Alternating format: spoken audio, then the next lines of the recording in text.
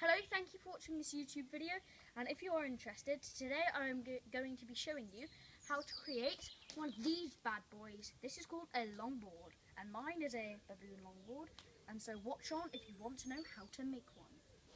One of the most exciting things about a project like this is choosing the bits. The second most exciting thing is when they all arrive.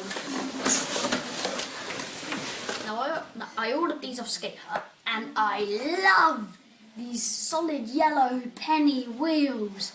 Oh, they're so lovely, and I love the black interior in them, and they just go perfectly with these black trucks. Just slip them on there. I got them off Skate Hut, and they were £24.95.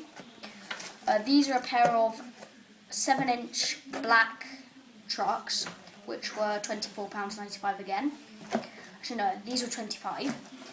I got a pair of some drop-in bolts, got the bearings for it, but I put 2 bearings in here when we figure out how it worked. And you can get different types of bearings. You can get cheap ones that won't last very long, you can get really expensive ones, and then I kind of went in the middle of the road. I got a set of 8, enough bearings. These are waterproof bearings. And the reason there's 8 of them is because you need 2 per wheel. So you can see 1 in the front, 1 in the back. Okay, so we're at John's house and we're printing off the design for the board. And you can see that inside they're actually printing the design. It's so cool. So we've got... Okay, so we're at Avon Plywood getting the wood for our board. This is... That being works, 1200 by 300, it's had a pre-cut, and it's 3mm thick, and it's stroke B, it's B/BB, which stands for the B, is the nice side, so this is the nice side with no rough bit, so knots, and then this is the BB, as you can see it's got these knots in here, and that's the wood. Okay, so we've got 5 litres of PVA glue here. It's slow setting, which means that you can fiddle with this a bit and it's external. I've got 5 sheets of 3mm wood, and so I've got 4 sheets of long grain, so they're going like that, and 1 sheet of cross grain that goes like that. This is my cross grain, that's going across like that, and this is my long grain that's going down like that.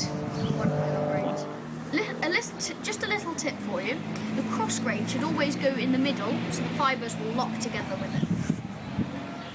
Choose a surface that you like the look of and that doesn't have any knots in. So for instance, this is a nice surface, doesn't have any knots in, so I've gone for B/BB wood, so this is the B side. And then this is my cross grain, it's going that way. And this is the BB side because it's got these things, the knots. So if this was a tree and then the stick was coming out, you would cut that bit off and there would be a knot. That's the knot. So there would have been something coming out there in a tree. Okay, so I've got the glue here for the wood. I've gone for 5 litres of PVA glue. This one is slow setting so that I can have more time to work with it. You can get fast setting glues, but I wouldn't recommend them because you don't get as much time to work with them. I've got a disposable plastic spreader that we're going to use to spread the glue onto the wood. Now for this, you only do one surface, so let's say I do this surface, move it over and move on to the next surface. Okay, so we've poured the glue onto the board, and now I've got my plastic spatula and I've started spreading. We've already done the first sheet. And so now I've moved on to the second, and this one is the cross grain, if I'm correct. So I'm going to introduce you to the press. This base layer here is hard wood, and so is these bits here. And the reason you need hard wood is because if you're going to put lots of force on it through the clamps, if it's bendy, it'll just go, and that's what the first base layer did. But however, if you have hardwood, it'll stay nice and strong and to allow the boards to bend.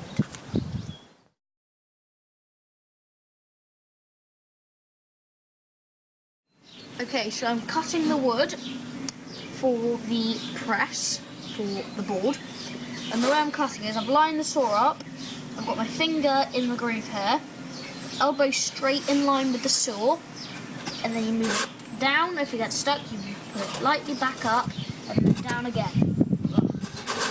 Up, down again, and so on. Okay, so this here is a piece of 6mm MDF, and the reason it's MDF is because we need it to be bendy. These rails here are just a rough piece of battening, and the reason there's a gap there is because when we press it down to get the U shape, there's got to be a space there, so that's why we have the space. So we're trying to get our board into a bow shape, and the way we're doing that is by putting a piece of wood down through here so that it bends over, and then these pieces of card so that it doesn't crush.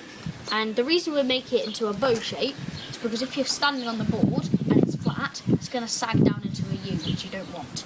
Also, a quick tip, if you're going to make your board concave, which you probably will if you're making a skateboard, you're going to want to have a cut down the centre, which enables the press to bend.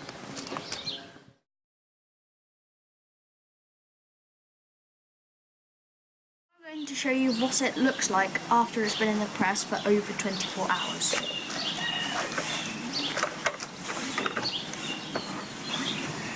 And this the board looks like without all the clamps on. For getting the finished blank board, putting it on 2 pieces of wood and then standing on it. And the good thing about ours is that I'm standing right in the middle of the board and there's no sag.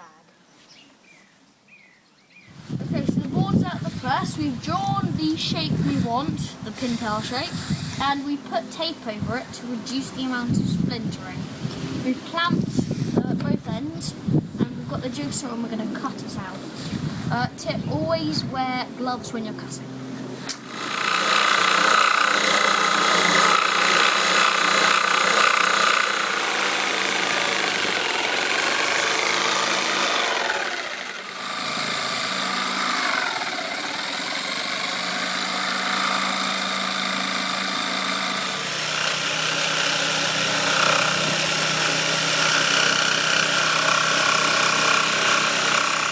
Out of the press and we've cut it out, and so we're just doing one of the last stages. So I've got my sander out and I'm going to sand around the edges, and the way you sand is you're going to have it at a right angle, not that, like that, and I'm going to sand to the other side of the black line.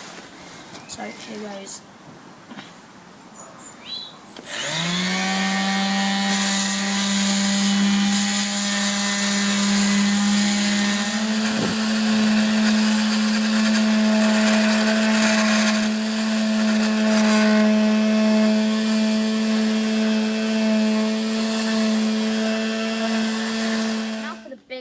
We're going to drill the holes.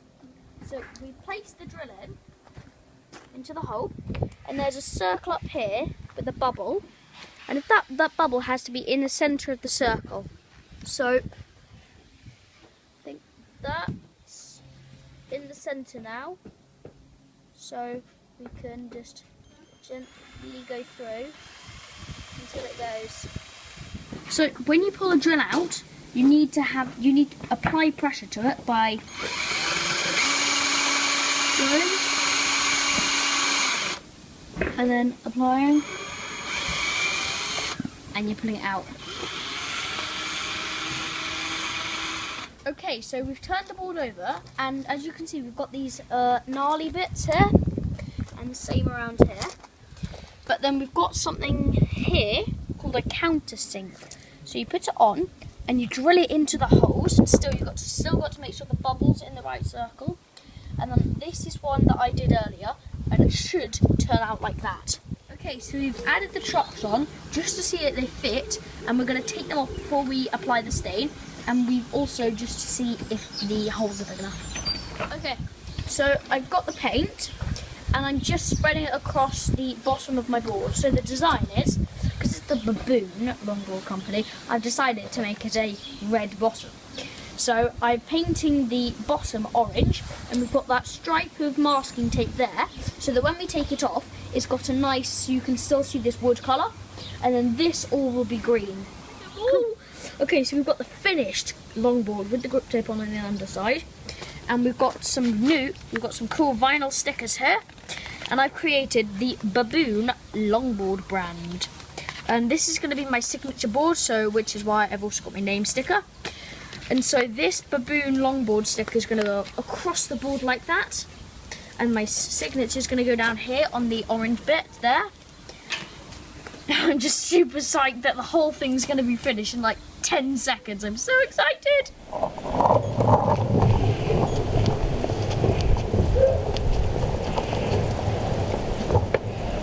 Why can't I pop sugar on this?